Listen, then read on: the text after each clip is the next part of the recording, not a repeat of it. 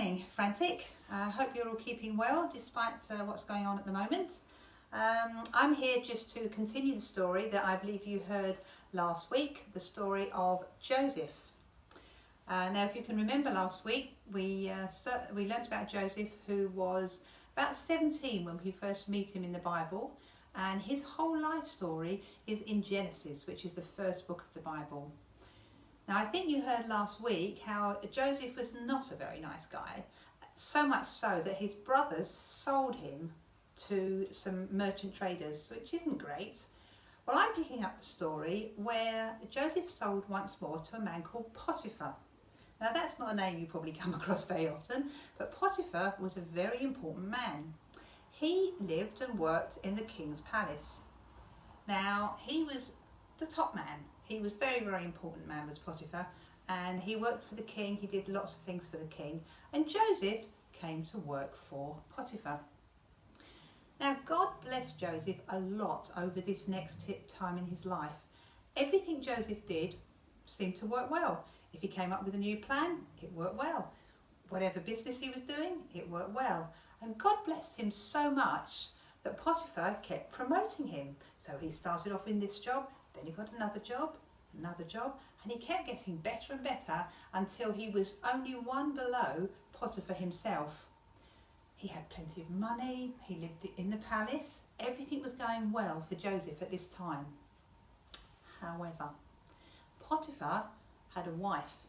Now, Potiphar's wife was not such a nice person, but she used to see Joseph around the palace and she kind of liked him. She thought he was quite a good looking guy. And so she used to keep inviting him to come and chat and sit with her and talk and stuff. And he did it for a while, but then he realised that wasn't really right because he was working for Potiphar. He should be working for Potiphar, not sitting around talking to Potiphar's wife. So in the end, he thought to himself, I shouldn't be doing this. And the Bible tells us that Joseph decided to avoid Potiphar's wife.